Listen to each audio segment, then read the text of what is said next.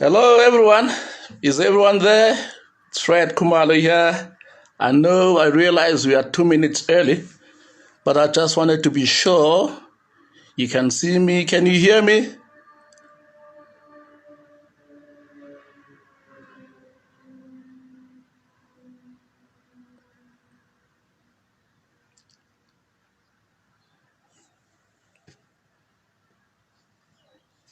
Yeah, I can see James. James is there. Hello, James.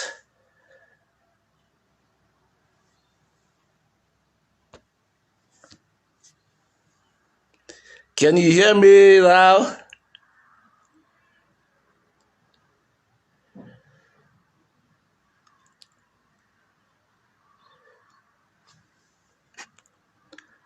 Hello. Hi, Troy. Yo. Okay, it's 2 o'clock. I'm waiting for Makanaka to join us, and we'll be on our way. It's okay.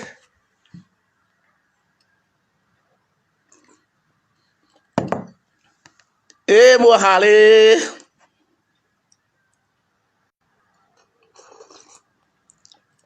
Dubelame, the guy. So, Zoki, should I start? Where is Makanaka? I can't see her here.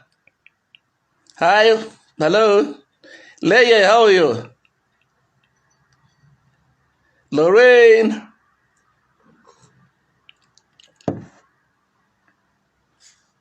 Hi, Makanaka, I can see you now.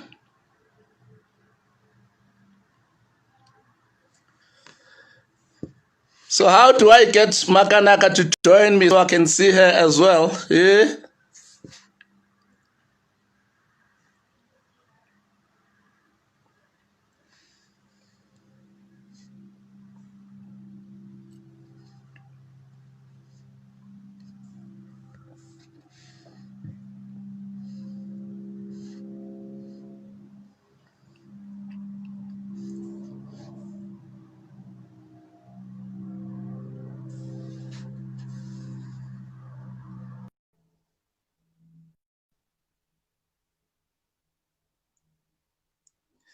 Makana, no, it's not. Hey, hello.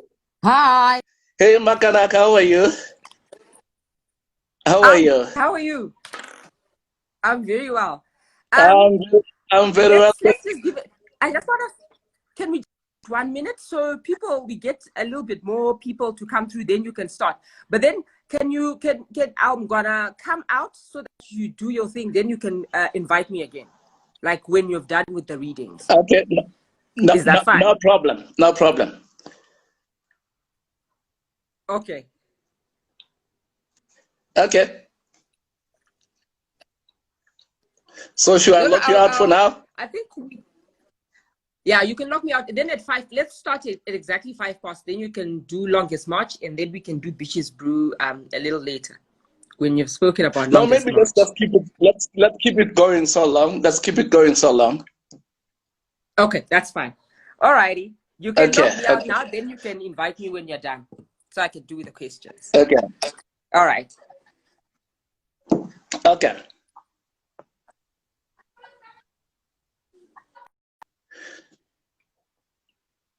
Hello, people are coming in. Is Remy here yet? I can't see Remy. Remy, where are you? You want me to frown? I can't frown. Remy. Hey, Chike, how are you, Frankie? Hello. So should I go ahead? I'll go ahead. Okay, I'll give you guys 2-3 minutes. I don't know how it is out there, but Johannesburg is overcast. And I've just been out. I got a permit to go and buy food. Well, there's some activity in the neighborhood. I went to our local mall.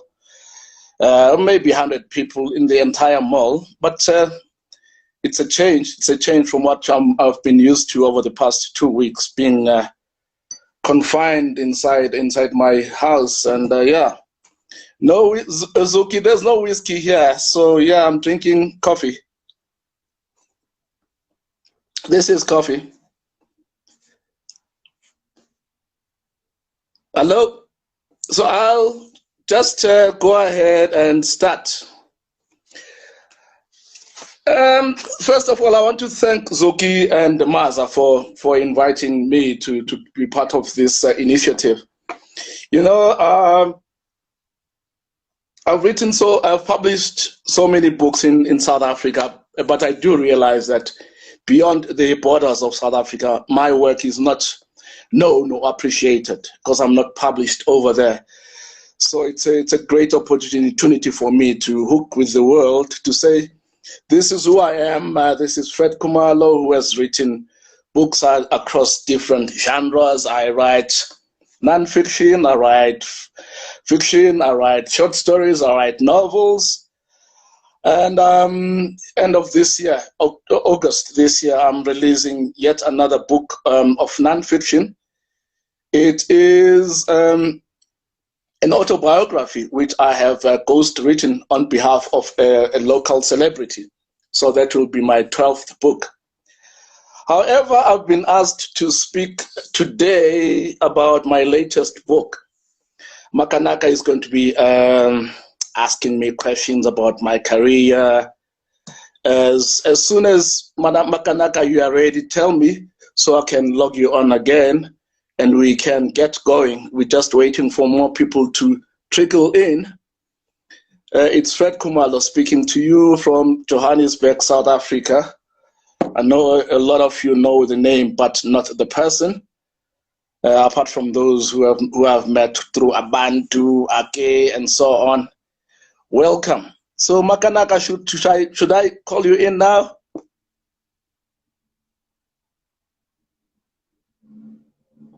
Yes.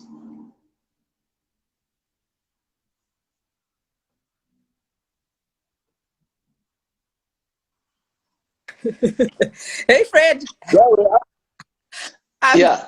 Okay, Fred. What we're gonna do is, can you read what you prepared for us from Longest March, and then you talk us through the book, how you got to write it, your inspiration. You talk about the march as well, because you did do the 10-day march.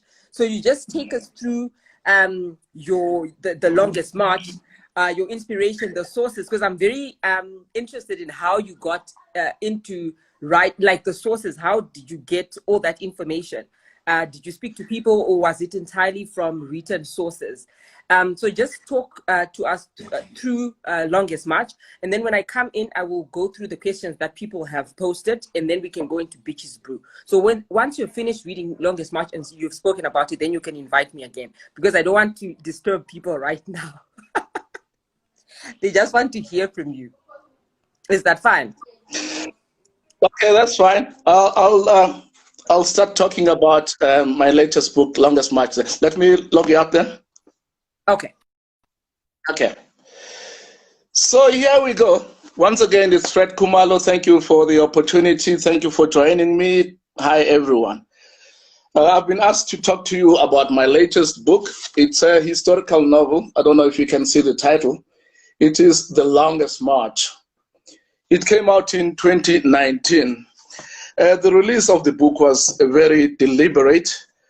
It came out on the 120th anniversary of the story that inspired the book, because the book is inspired by a little known incident of our South African history. What happened was just before the outbreak of the Anglo-Boer War, which is also called the South African War of 1899. The gold mines had to shut down in anticipation of the breakout of the war. And the trains which would have taken black people to their various homes in different parts of the country, the trains were commandeered by the army. So poor darkies were stranded in the middle of Johannesburg, anxious to go home, but with no transportation to take them there. So a group, and this is where the story lies with this particular book. I focus on a specific group of Zulu men from Natal. At that time, we had two entities, the colony of Natal and the kingdom of the Zululand. Unlike today we have combined the two into one entity. At any rate, this group of men wanted to go home, but they were scared to walk. They could have walked, but they realized that as they would be walking, they were most likely to be confronted by either the colonial army, which was moving from the coast all the way to the Transvaal to confront the Boer Republic or the Transvaal Republic, where the gold mines were located and still are located. So these black people said, you know what, we want to go home, but let's get some kind of protection. So they enlisted the help of one white guy who'd been instrumental in their recruitment in the first place. And his name was James Marwick. He was a white guy working for the mines to recruit black people from Natal in particular. So they went to him and they said, we want to go home. Can you guarantee us safety? And he wrote a series of letters to the authorities. And most importantly, he wrote to the magistrates of the different towns that the men would be walking through as they would be marching back home to Natal. Mind you, it's a distance of 450 kilometers. So these men started walking on the 7th of October, 1899, in a group. If you can imagine a group of 7,000 men weighed down with their belongings, walking in scorching heat. October is atrociously hot, ferociously hot in Johannesburg, in the Highveld. So they had to walk. It took them 10 days to get to their destination, which was the border town of Ladysmith. And in Ladysmith, they parted ways. 7,000 men, 10 days, 450 kilometers. That is the historical context to the story. Then I decided to take that as the framework, or as this framework on which I'm going to base, or to use that as the springboard for my story. And my story is essentially a love story between a black guy, a Zulu guy, Ndugu, and his love interest is Philippa, who happens to be a woman of mixed race. But obviously a lot of people were not used to people of mixed race at that time, so they mistook her for a white woman. It worked to her advantage because she got a lot of things done using her complexion. So that's the premise to the story. I'll just read the opening chapter because it's logical. Opening chapter. No, maybe not. Yeah, opening chapter. I'll read the opening chapter. Oh yes, the story is written. There's what's the word? The word I'm looking for. 2 points of views. Ndugu, the man, and Philippa. Yeah. So I use those point of views, those voices to explore the story or to tell the story. The opening chapter is looked at from the point of view of Philippa, one of the two protagonists. So here we go. Philippa, 30 September 1899, Johannesburg, late morning. Out of bed now. Come on, lazy bones, get up. Even though the speaker is hidden from view, Philippa is behind the shack and the speaker is at the front door. She can tell the voice is that of Muhla. Come on, get up. The door shrieks as it is pushed open. The voice carries on.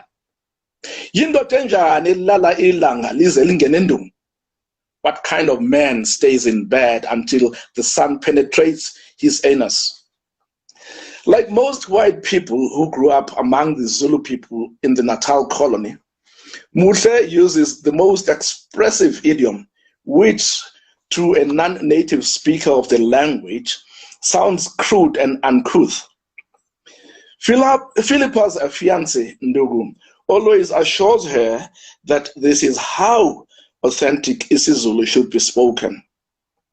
He's also always at pains explaining that Muhle is a harmless soul. In fact, he'll hasten to say, Muhle is better than all white men with whom we have had the misfortune of sharing the same breathing space. That's why they call him Muhle, the good one. Cover your nakedness, man. Why are you showing me your shriveled buttocks? A violent rapping sound, probably his walking stick, punctuates his speech. Rap, rap, rap. Philippa can hear Ndugu laughing nervously, but she cannot make out the words he's just uttered in response to Muhle's harangue. She entertains the thought of abandoning the washing she's doing, going to the front of the shack, and getting Ndugu to grow some balls. How can he allow this man to abuse him like this? But she does nothing of the sort. She just sits on her upturned bucket, wringing the clothes and transferring them from the zinc tub to a bucket. Muhle continues, we have to strike while the iron is still hot. What? To be fair, Ndugu deserves what's coming his way. The sun has been out for so long, were it a man, it would have started growing a mustache and a beard already. When Muhle arrived and started causing a racket, Philippa was about to start hanging the clothes on the washing line. Now she'll have to sit here and wait. Wait until the white man goes back to the main house. She doubts Muhle's heart will dance with glee at the sight of her. They have this love-hate relationship, Philippa and Muhle, fighting over Ndugu. So she sits, waiting for the white man to go back to the main house, until her eyes begin to droop with sleep. My dear sir, what is happening? Philippa is startled back to the moment by Ndugu's voice. Why the fire and the fury so early in the morning? There has always been an easy rapport between the two. Unlike other houseboys and mine boys who refer to white men as Nkosiyami, my lord, Ndugu refers to his employer as Mnumzana, sir. Their relationship is, in almost equal measure, both typical and untypical of a standard boss-servant, white-black interaction. Typically, Ndugu defers to Mawik.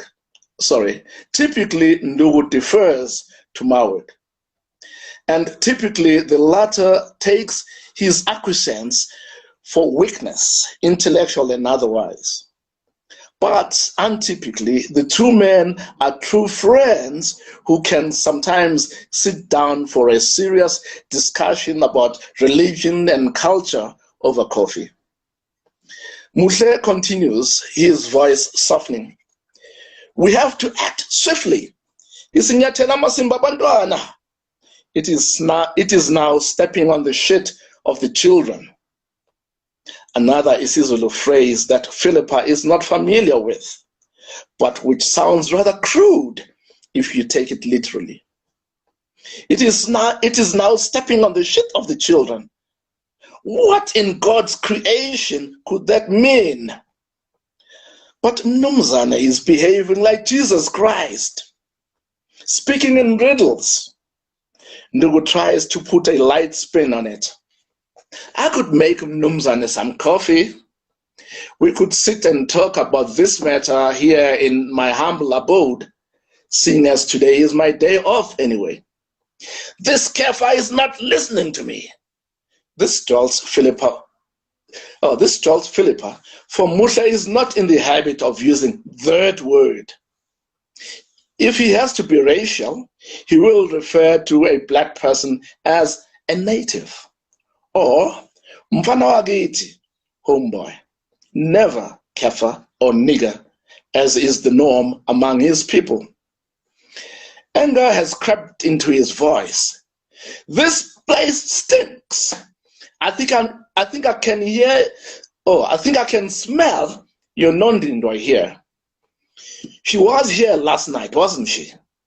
She must stop coming here. The other white people in the house, my fellow boarders, are complaining.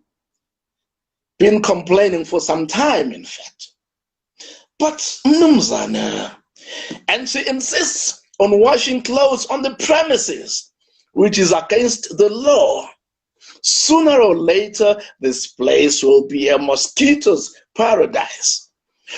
What I'm trying to say, she knows where the designated washing area is, yet she insists on breaking the town's ordinances. She must pay the washerman to do her washing, just like everyone else. What she's doing cannot be allowed to continue. You must make her stop. Bloody Nondindwa. Being referred to as a bloody whore, especially by him, used to upset Philippa. Not anymore. She's long made peace with the fact that she makes white men uneasy. She can picture him scratching his head, wondering why such a young, beautiful woman who, though of mixed race, can pass for white, would decide to shack up with a black man. Not just any black man, but a houseboy. Any sensible half-breed woman would shack up with a white man, scaling the rungs of success. Not this woman. Admittedly, Ndugu and Philippa don't live together. She visits him at weekends, if she's not too busy. But the sight of the two of them walking together, side by side, in public, makes white folk restless. To white folk who don't know her, Philippa is a source of embarrassment, annoyance, and downright anger. There is no law prohibiting love across the color line, but still it is taboo. Why in God's name would a civilized white woman walk hand in hand with a kafir with one leg still in the bush? To blacks, she's a source of pride and admiration. This white woman who walks proudly hand in hand with a black man. Someone to be celebrated. Someone who thinks of black people as fellow human beings. Even when they finally get to understand that she is not completely white, they still won't accept that. To them, she's white. Musha's voice is as smooth as velvet now. My man, get dressed and join me in the house so we can sit down and talk. I won't be a moment, sir. We'll catch up with you in the house. No, I'll wait here while you get dressed. After a moment's silence, Philippa hears Musha's voice again. Can you smell it, my boy? Smell what, Numzan? My breath. I know it stinks, but gunpowder, you fool. I can't smell any gunpowder. Can you hear the thud of the marching feet? The thundering of horse hooves? Oh, I get it now. Mnumzane is writing another poem, and he wants me to take dictation. Philippa can sense that the poor Ndugu has misread the script once again. She listens to their footfalls as they walk to the main house. She should go back into the shack, get changed, and leave before she is discovered. But she is too curious to hear what it is that has Musha in such an agitated state. She has to wait until her man comes back. Thank you. So that's where I stop. That's the end of the opening chapter to my historical novel for the benefit of those who've just joined us. It's a historical novel commemorating a real march that happened in 1899, the longest march. So I believe now I invite Makanaka to join me with her questions. Here we go.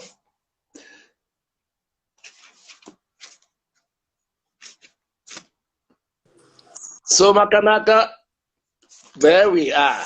Welcome back. Thank you. Thank you for having me. No, thank you so much for going through through that. First things firstly, someone, I think it's James, who wanted to find out. So when you wrote The Longest March, you said it's based on the march that 7,000 men took. Were there any women and children that took part in the march, or it was just men? Or if there were men and if there were children and women, were they not documented at all? That was the question. Oh yeah. No.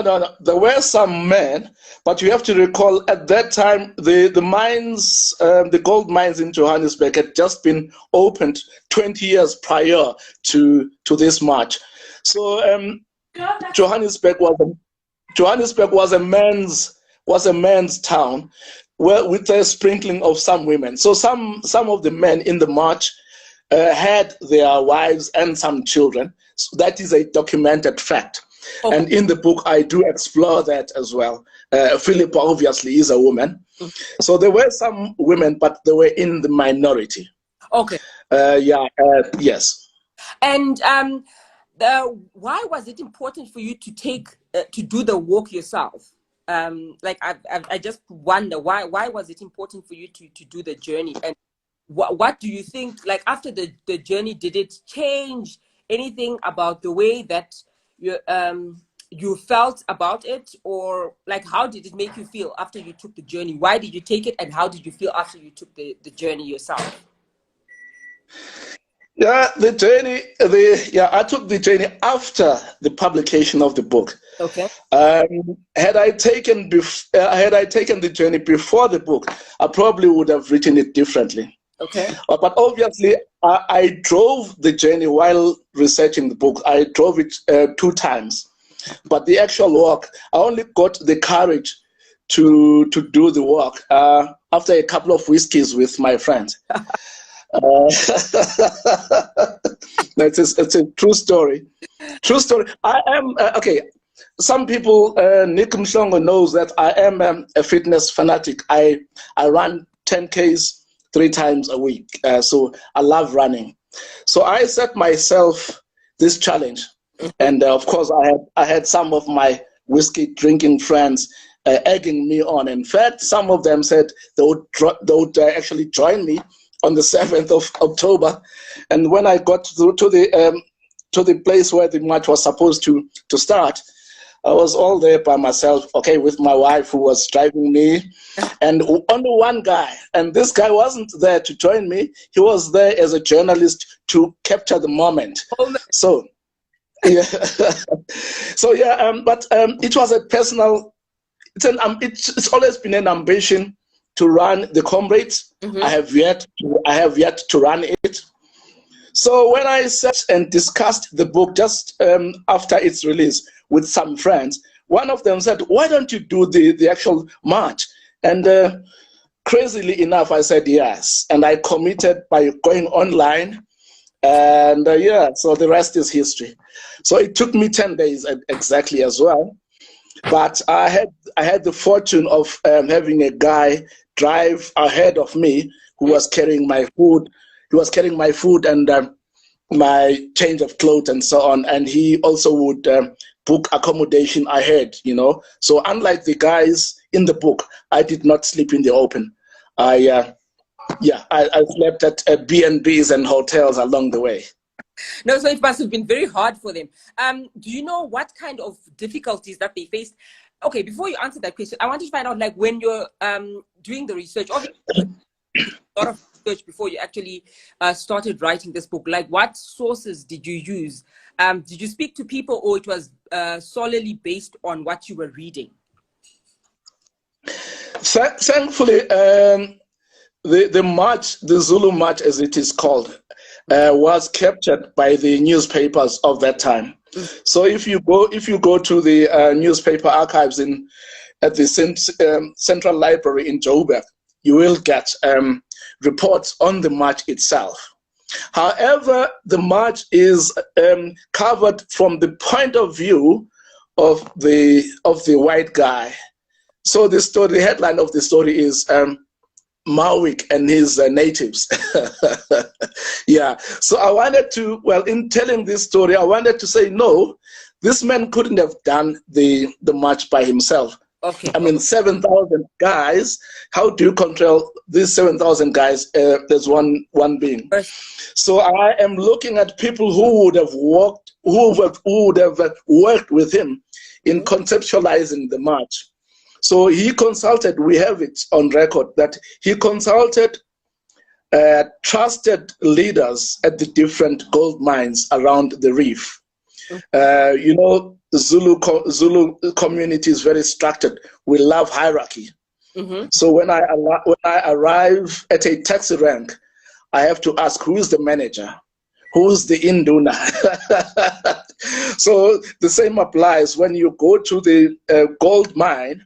There has to be a headman or induna. So as a result, when this guy Mawick was organizing the march of these men, he had to consult tried and tested leaders at the different mines to help him.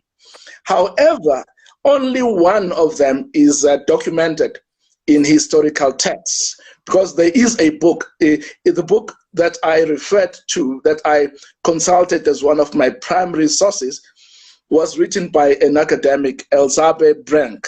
She did it for her PhD. Okay. So I consulted her. And she mentions one guy who also happens to have been one of the leaders on the gold mines. And incidentally, this guy also was a Zulu prince. He came from Zulu royalty. So as a result, history remembers him. But history doesn't remember the others. The others are just numbers, you know. So in telling this story, I wanted to capture some, well, to give, well, life or faces to these other people, these numbers, so to speak. Okay. Zuki wants to know, when you were doing the journey, which was the hardest part for you? Which was the hardest day for you? And what were some of the challenges? You can answer that. And then what were some of the challenges that were faced by these people as they were walking? Like, obviously, it couldn't have been just them marching and then sleeping. Like, what kind of challenges did they face as they were walking this journey? You have to recall, this was in the middle of summer, a ferociously hot summer, Highveld summer in October. So it was really hot. Some of them fainted along the way. They had to be resuscitated. That was a major difficulty. And October is also rainy season on the Highveld. So before they reached Heidelberg, which is 56 kilometers from Johannesburg, they were confronted by a storm, a major storm. As a result, some of them fell ill because of the rain, because they were sleeping in the open. So that's another factor: the rain, the storm, the heat. And then on the fourth or fifth day, a segment of the marchers was confronted by a Boer army. So they were, what is the word? They were hijacked by the Boers, or they were commandeered. That's the word I'm looking for. They were commandeered by the Boers, who wanted to push one of their guns. It's called the Tommy gun. It's a huge motherfucker of a weapon. They wanted to drive this thing up onto a hill, but they didn't have the manpower. So they had to hijack or commandeer these Kafirs to drive the gun that would be used against them up the hill. So they put the commandeered section, they commandeered 400 men from the march to push this Tommy gun up on the hill. Yeah, so that was a very scary moment on day number 5. Okay, there were other scary moments which I document in the book. You will recall they didn't have much food. Yeah. But because they were going to be walking through towns, and the townsfolk had been warned that there were natives who would be passing through. So the farmers in those towns had slaughtered some sheep, some chickens to sell to the natives at highly inflated prices, we understand. So that was another difficulty. And water was a challenge as well. So they had to veer away from the main wagon track which they were using, so they could go to the nearby stream or river to have a drink of water. So those were the major challenges. There was a question that you asked. I was talking about for you yourself, like, so those were their challenges. What kind of challenge did you have? Any challenges? Which was the hardest day for you when you were doing the walk for yourself? The hardest day for me was the first day. Okay. It was the longest day. I had underestimated it, because these guys in the story, in history, they left Johannesburg at 5 o'clock in the morning. They arrived in Heidelberg, which is 52 kilometers. They arrived there at 7 p.m., which means they were moving very fast. It's a long distance. So I thought, okay, these guys were carrying their goods on their persons. Meanwhile, I'm walking, I'm not carrying anything apart from the knapsack with my water and my fruit and all that. I can beat that record. Yeah. So I was moving very fast. Remember, it was hot as well. But by the time I reached Vosloorus, which is just over 40 kilometers, I actually phoned my wife. I said, baby, now, maybe not. Maybe it was a bad idea. Unfortunately, her phone was on voicemail. So I had to continue. So I continued until when I was about 10 Ks from the destination, from the town itself, Heidelberg. I was intercepted by a team from Sowetan newspaper. They interviewed me, they gave me fresh water, which helped. It helped a lot because my water had run out and I was really on my last legs, so to speak. So the arrival of the team from Sowetan helped a lot. They gave me water. I sat down a bit, I relaxed, and they interviewed me. And then I continued. And I reached Heidelberg at 7:30 p.m. that day. And the second day from Heidelberg to, I can't remember the next town. I think it's Belfast. It was only 35 kilometers. That was much easier than the first day. So the first day was real hell. And it was very edifying, and it was good for my ego as well, that on the third day, I was interviewed. Guys from the SABC drove all the way, and they intercepted me on my third day. They interviewed me live on SABC, live. And then another station, what is the other station? ENCA. They interviewed me live as well. So that gave me strength and courage to continue. Oh, wow. Okay. What I wanted to find out, so looking at your other work, you like writing about historical, you like to write about history. Like you turn it's a story, but you like writing historical facts or historical events. Why do you think that is, why is it important for you to do this? Do you think not enough was done to document the stories? Why do you feel the need to tell these stories again? Okay, my last two novels are historical novels, Dancing the Death Drill and the book that we've just read from. But the other two novels, Beaches Brew, is not necessarily a historical novel. It might be set in the 70s, but it's not exploring a specific historical event per se.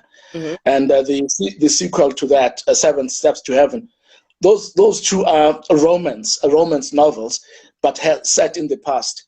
But why do I write about the past? With specific reference to Dancing the Death Drill, Mm-hmm. and The Longest March, I felt that those two pieces of history hadn't been documented properly. Okay. Especially the sinking of the SS Mendi. That story has been told orally in the Black community, but you look for books on that story only recently. After the appearance of my book, have I seen at least 6 books have been published about this specific sinking of the SS Mendi.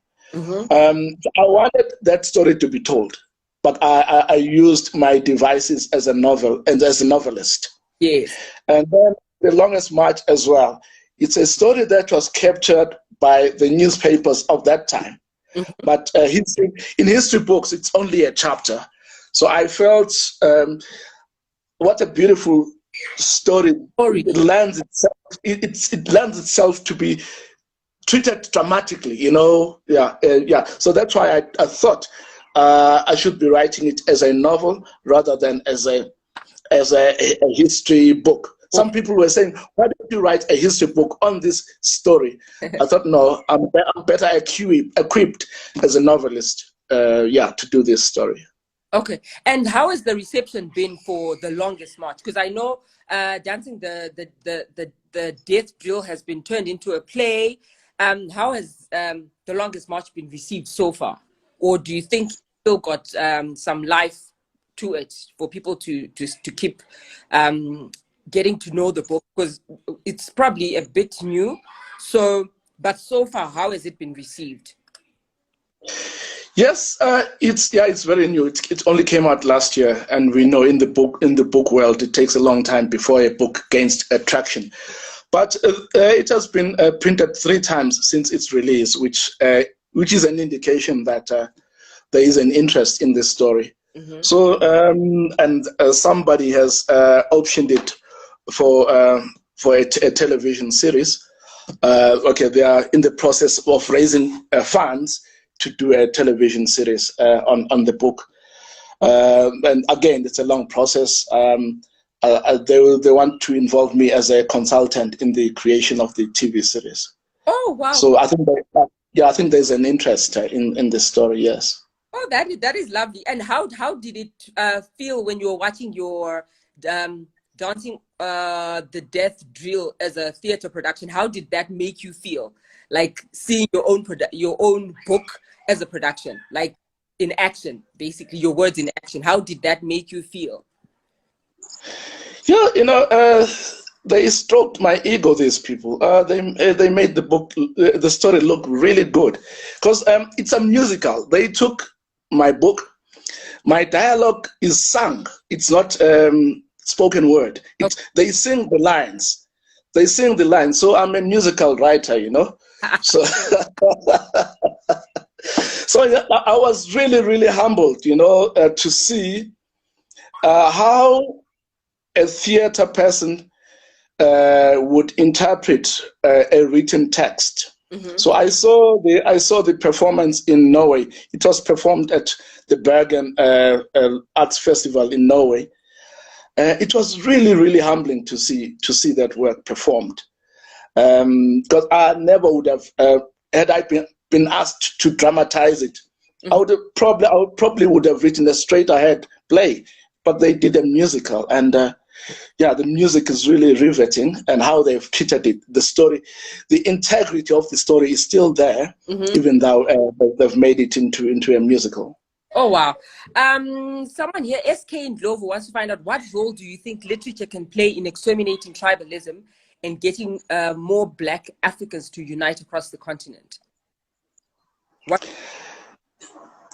Yeah. when we tell stories, we don't necessarily go out there to confront issues of race or tribe. We want to tell people's stories. But it so happens that most of the times, the stories that I choose to tell highlight those challenges that society faces, issues such as racism, tribalism. In this particular book that we've just looked at, The Longest March, issues of tribalism crop up. But I use my leverage, my tools as a storyteller to show, to get the guy who's tribalistic, who is chauvinistic, to meet his comeuppance, to illustrate that tribalism is so myopic and short-sighted. But obviously, as a novelist, as a short story writer, as a storyteller, I do not want to stand on a mountaintop and preach. Let the story do its job. I tell a story, and the rest just flows from the narrative. Okay. Another question. Now I'm gonna shower you with a lot of questions. Someone also wants to find out: would you advise other writers to walk the paths of their protagonist like you did? Well, if you are writing about a serial killer, I wouldn't advise you to. I wouldn't. Yeah, no, not necessarily. But it's always nice to really immerse yourself in your characters' lives. And I watch a lot of De Niro's movies, and I know De Niro is an actor's actor. What is it called? A method acting. He lives the lives of his characters.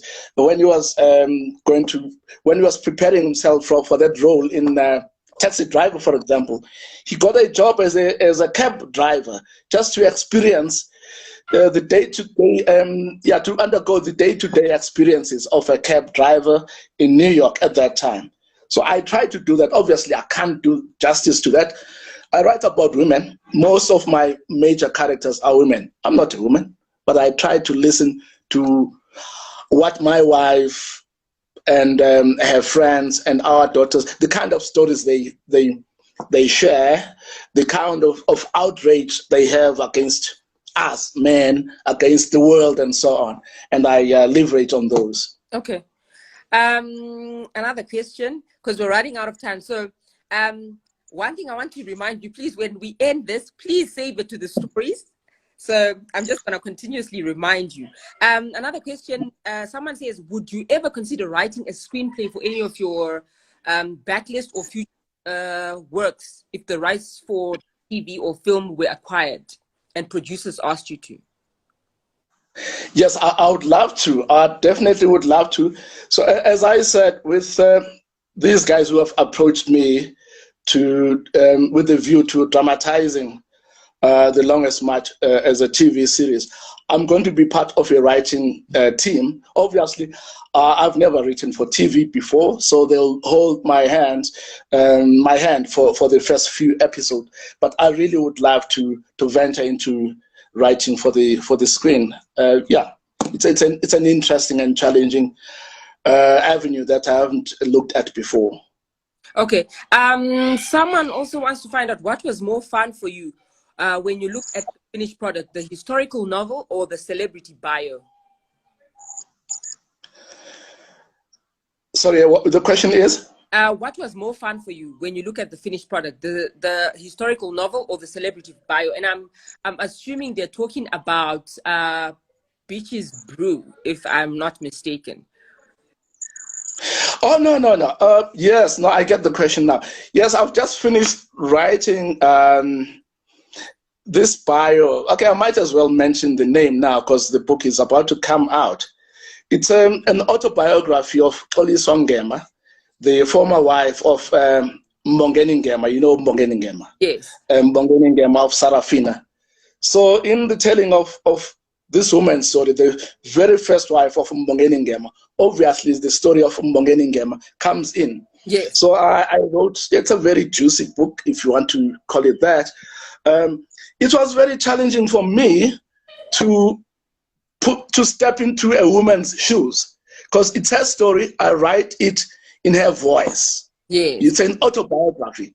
I don't report the story. I tell the story as if she is writing. Yes. Okay. So what we do, we share the byline, we share the cover. It's The Heart of a Woman by Toli Swangema, as told to Fred Khumalo. That is what is on the cover. But the voice is her voice. So I interviewed her over a period of a whole year. She took me to her childhood township. I interviewed her mother. I interviewed her former colleagues, and she took me into her confidence. So that was the most challenging thing for me, when a woman discusses her sexual things with me as a man who is going to write the book from her point of view. So that was very challenging and interesting. Yeah, well, the book is due out in August this year. So that was challenging and rewarding as well, that this woman could take me into her confidence. Okay, and you've managed to write so many books. Like you released something in 2019. Now you're releasing something again this year, and Dancing to the Death Jewel was released like just a few years ago. How do you manage to write so much? Someone wants to find out what your routine is like. Well, unlike many other people here, many colleagues who are writing, they have full-time jobs. Many of them have full-time jobs, and they write after hours. I'm a full-time writer, so my 9 to 5 is writing. So I write every day. Every day I have a quota of words that I produce, but it doesn't mean that every word I write is of publishable quality. But the story continues. I keep editing myself as I go along. So my routine is basically this. I wake up like everyone else who has to go to a 9 to 5. I'm at my computer around 7 a.m. The computer is on. I'm checking my emails. I'm drinking coffee. And I'm just, well, of course, reading online news. I'm also a journalist by training and background, so I have to know what's happening. And so, yeah, around 8:30, 9, I actually get into whatever project I'm working on at that time. Okay. I normally work on 2 books at the same time. Okay. That's why last year I published 4 books at the same time last year, well, over different months, because I always work on 2 different texts at the same time, so that when I get stuck with one project, you can jump on. Yes. Okay. Yes, it works for me that way. Okay. So sorry. Can you please? People are asking for you to read the first page of Bitch's Brew, because we're like the first. Okay. Okay. I'll do that right away.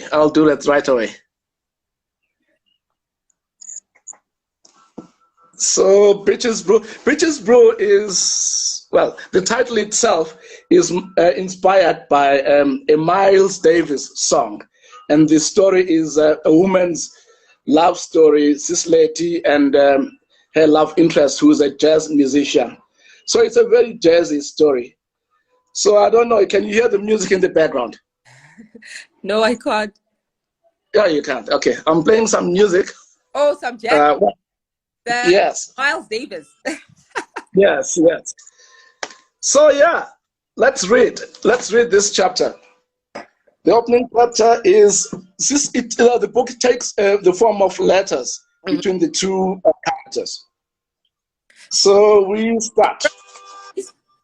Can you hear me now? Yes, we can hear you. All right. Dear Zakes, some women say it's the feel and not the size of a man's penis that matters. But others say, no, doll, it's the balls behind the penis that matter, because the balls are the engine that drives the whole business down there. Yet others say, no way, honey, it's the man's heart that matters, because it decides for him whether he should have a hard-on or not. But others say bollocks. The dick has got its own mind anyway. It will get a hard-on, even if its owner sees a one-breasted woman with no teeth and squinty eyes, just as long as she holds promise of a nice behind, agreeable thighs, a succulent woman. Yes, sakes, you men actually use these words when talking about us. Succulent, delectable, mouth-watering, chewy, juicy, just as if we were loose pieces of flesh to be devoured at will. If not quite juicy enough, just good enough to be chewed for a while and then spat out into the gutter. Zakes, I'm enjoying a neat whiskey on the rocks in a crystal glass as I'm writing this message to you. So, do pardon me for the digressions and lapses. Anyway, in case you don't remember, I'm 59 years old now, have 9 grown-up children of my own.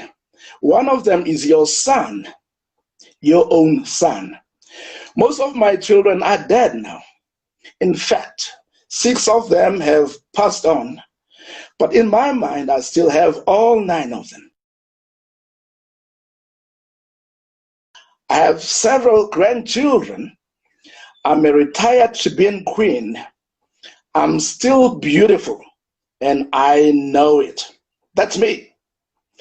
As a Chibian queen, you learn a lot about the men who drink at your place. In fact, you learn a lot about men in general. Their fears, their likes and dislikes, their aspirations, their outlook on life. You become a sister who gives them a shoulder to cry on when they find themselves teetering on the brink over the valley of sadness.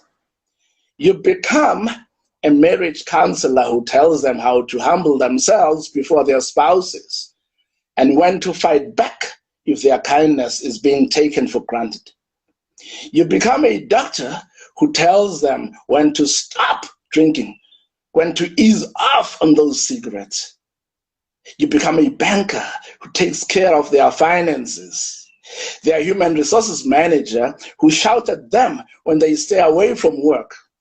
In short, I've experienced and studied the world of man, and it's a funny world. Like the desert whose landscape changes with the blowing winds only to return to its original form later, the life of a man is whimsical and ever-changing, but somehow predictable.